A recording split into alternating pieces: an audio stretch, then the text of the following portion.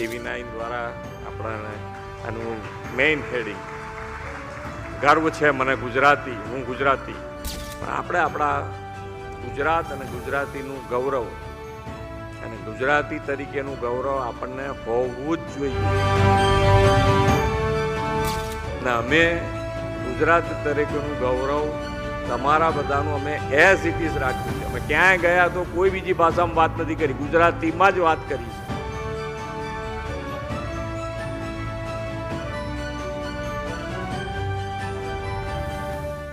આજના TV9 કોન્ક્લેવમાં આપણી સૌની સાથે ઉપસ્થિત ચેનલ હેડ શ્રી કલ્પક કેકરેજી, પ્રેસ મીડિયાના સૌ મિત્રો, આમંત્રિત સર્વે મહાનુભાવો, સૌને મારા નમસ્કાર.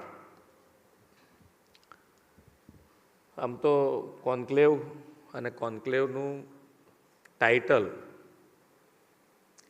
એ આજના દિવસ માટે ખૂબ ગૌરવવંતું છે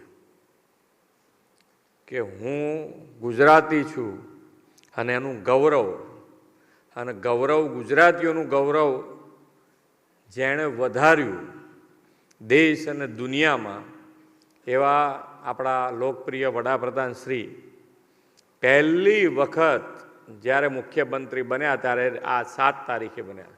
અહીંયા તમે બધા બેઠા છો. ગુજરાત અને ગુજરાતનું ડેવલપમેન્ટની વાતો થશે, પણ જેમ ફ્લાઇટમાં તમે બધા બિઝનેસમેન છો, ફ્લાઇટમાં ફરતા હો તો ફ્લાઇટ એક વખત સ્પીડ પકડી અને સ્ટેબલ થઈ જાય અને બેલ્ટ ખોલવાનું સિગ્નલ થઈ જાય પછી આજુબાજુ તમે જુઓ વાતાવરણ સારું હોવું જોઈએ તો આપણને એમ લાગે કે એક જગ્યાએ ઊભા છીએ આપણે, કે ભાઈ આગળ, કારણ કે સાપેક્ષમાં કોઈ વસ્તુ નથી. એટલે સાપેક્ષમાં કોઈ વસ્તુ ના હોય ત્યાં સુધી તમને એ ડેવલપમેન્ટ એટલા માટે હું યાદ કરાવી રહ્યો છું કે જ્યારે માનનીય વડાપ્રધાનશ્રીએ ગુજરાત અને ગુજરાતની શાસન સંભાળ્યું એ પહેલાંની પરિસ્થિતિ એ આપણે સૌની નજર સામે હોવી જોઈએ, અને તો જ આપણને આ બધા ડેવલપમેન્ટનો આનંદ જે અત્યારે તમે લઈ રહ્યા છો એના કરતાં 100 ગણો વધારે આનંદ થાય એવું છે. કેમ? તો પહેલાં જે પરિસ્થિતિ હતી એમના આયા પહેલાં શાસન પહેલાંની, તો તમે લાઇટથી માંડીને, પાણીથી માંડીને, રોડ રસ્તાથી માંડીને દરેકની પરિસ્થિતિ એમાં અત્યારે 100% બદલાવ સાથે આપણે આગળ વધ્યા છે. અને એ તમે જોઈ શકો પાછળ લોકોને લાઇટ માટે તો કેટલી બધી, તમે ઉત્તર ગુજરાત તો એવું હતું કે ત્યાં આંગાડી બોર માટેની પરમિશન નહોતા આપતા, ડાર્ક ઝોન તરીકે હતું. એટલે કેવી પરિસ્થિતિ, અને કેવી પરિસ્થિતિમાંથી આજે 24 વર્ષ માનનીય વડાપ્રધાનશ્રીને સતત 24 વર્ષ આપણા જીવનમાં એક અઠવાડિયું, અને એક અઠવાડિયાની અંદર જો 5 કે સલંગ 5 દિવસ કે રજાના દિવસ પહેલાં સલંગ અઠવાડિયામાં 6 દિવસ જો ફૂલ કામ રહ્યું સવારથી સાંજ સુધી, તો રવિવારે આપણે શું કહીએ કે હવે ભાઈ આજે જપી જજે તું, આજે કંઈ મને કહીશ નહીં. જ્યારે આ 24 વર્ષ તમે જુઓ, એમનું જીવન જુઓ, એમની કાર્ય પદ્ધતિ જુઓ, એક દિવસનો આરામ નહીં, સતત કામ ને કામ. અને લોકો માટે હંમેશા એમણે નાનામાં નાના માણસનો વિચાર કર્યો, છેવાડાના માણસનો વિચાર કર્યો, અને એમને મુખ્ય પ્રવાહમાં કેવી રીતે આવે એના માટેનો જ હંમેશ પ્રયત્ન કર્યો છે. અને એટલે આજે વિકાસ આપણને દરેક જણ, તમે જુઓ જેને અર્થતંત્રની ખબર નથી કે અર્થતંત્ર આપણું મોટું થતું જાય, કદ મોટું થતું જાય તો એનો ફાયદો કેવી રીતે થાય એ એને ખબર નથી. છતાં પણ તમે જુઓ તો બધાને અત્યારે પૂછો તો આપણે કયા 5મા નંબર ઉપરથી કયા સ્થાન ઉપર જવાનું છે, જેને કંઈ ખબર નથી એ કહેશે કે 3જા સ્થાન ઉપર.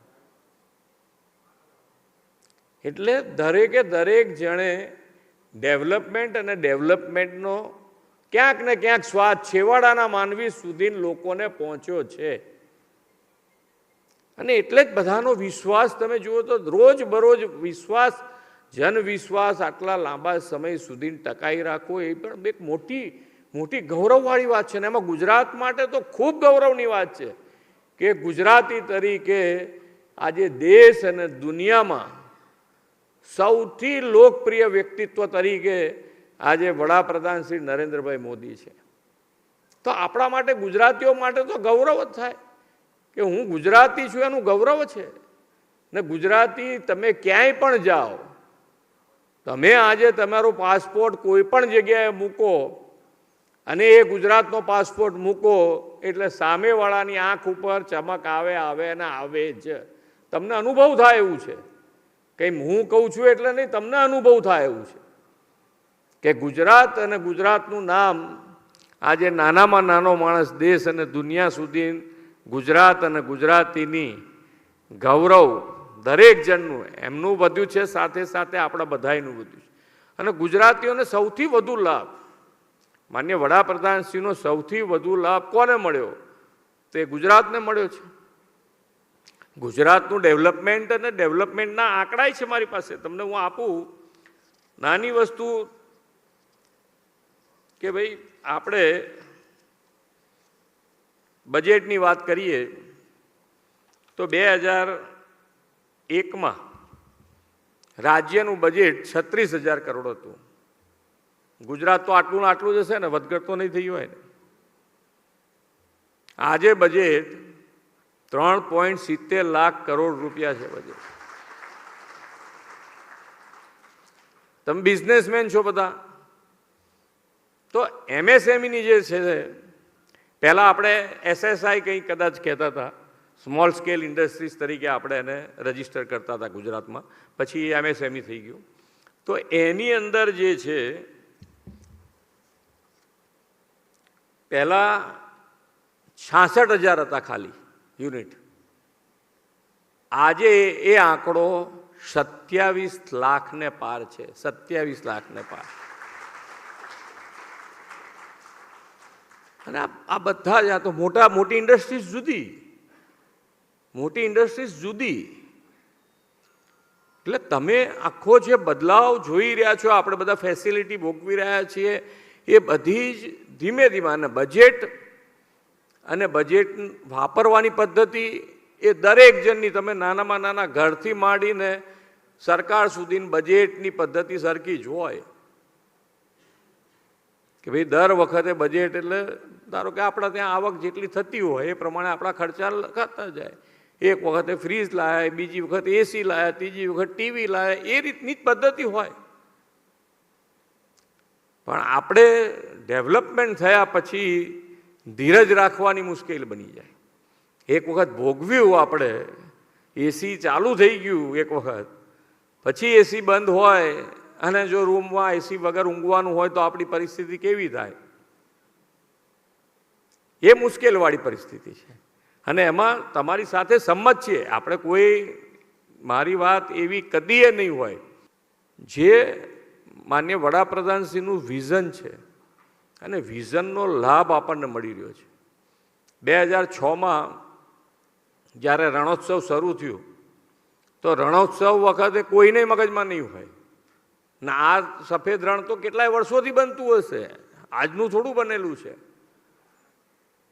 પણ એમનું વિઝન છે કે આને તો આજે કચ્છ માટે સૌથી વધારે આમાં ધોરડોને બેસ્ટ ડેસ્ટિનેશન ફોર ટુરિઝમનો એવોર્ડ મળ્યો છે આંતરરાષ્ટ્રીય લેવલે 2023માં.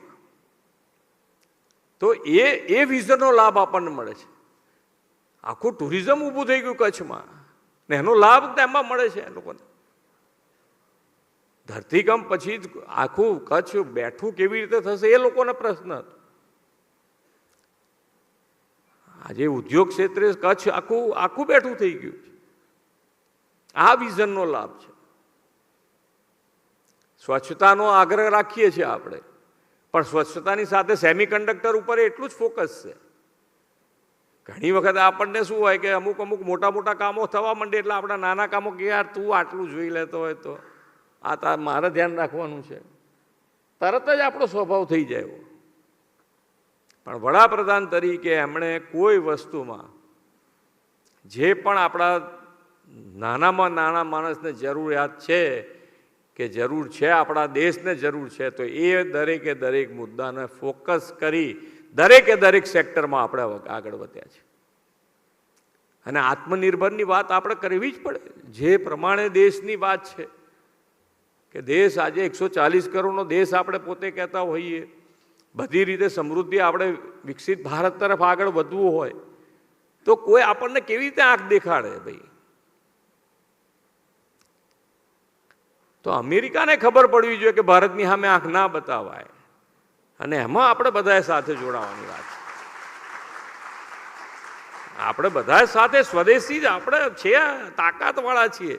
તમારી તાકાત છે અને તમારી તાકાત ઉપર જ એ તો આગળ વધતા હોઈએ કે ભાઈ અહીંયા તમે જે બી બનાવવું છે તમે બનાવી દો, એટલી તાકાત છે. એક વખત બતાડો ને અમને, ડિઝાઇન લાવો અમારી પાસે, જો બનાવી દઈએ છે કે છે જ તાકાત આપણી.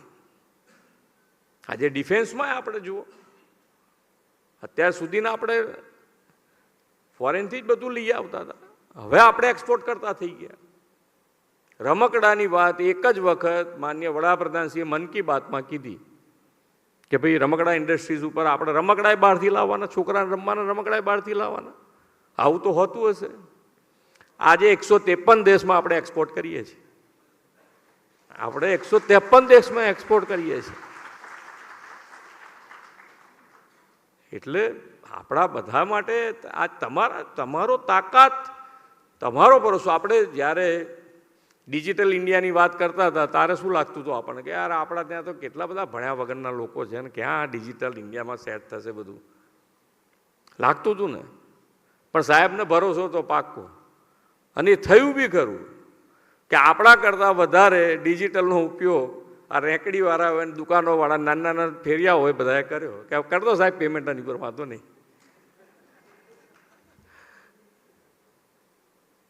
પણ આ ડેવલપમેન્ટની સાથે સાથે આપણે આત્મનિર્ભર થવું જ પડશે. હવે એના ઉપર આપણે ભાર મૂક્યો છે. જીએસટીમાં જેટલા બી રિફોર્મ્સ કરવાના હતા એટલા કરી દીધા છે કે ભાઈ ભલે થોડી આવક સરકારને ઓછી પણ થશે, પણ લોકો માટે અત્યારે રિફોર્મ્સની જરૂર છે. સ્વદેશી ઉપર આપણે જ્યારે ભાર મૂક્યો છે ત્યારે એના માટેની જરૂરિયાત છે, એ પણ કરી આપ્યું છે. હવે આપણે બધાએ સાથે મળીને કોઈ આપણને આગળ વધતા રોકી શકે એમ છે નહીં.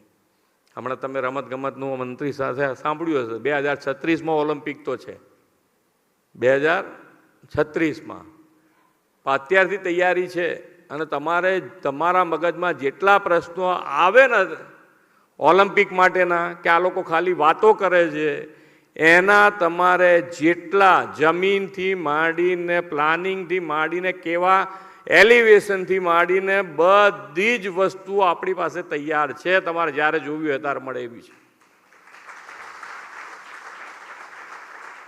એવું નથી કે આપણે ખાલી વાતો કરી નાખી, પણ આપણે આપણા ગુજરાત અને ગુજરાતીનું ગૌરવ અને ગુજરાતી તરીકેનું ગૌરવ આપણને હોવું જ જોઈએ. અને અમે ગુજરાતી તરીકેનું ગૌરવ તમારા બધાનું અમે એઝ ઇટ ઇઝ રાખ્યું છે. અમે ક્યાંય ગયા તો કોઈ બીજી ભાષામાં વાત નથી કરી, ગુજરાતીમાં જ વાત કરી છે.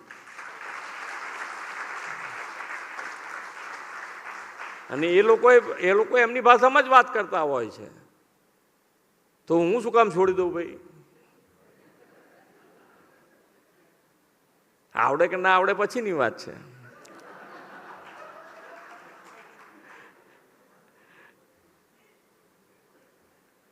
એટલે ગુજરાતી તરીકેનું ગૌરવ આપણું હોવું જોઈએ. આજે TV9 દ્વારા આપણને આનું મેઇન હેડિંગ ગર્વ છે મને ગુજરાતી, હું ગુજરાતી, તો એના માટે એમને પણ ખૂબ ખૂબ અભિનંદન, આભાર, થેન્ક યુ.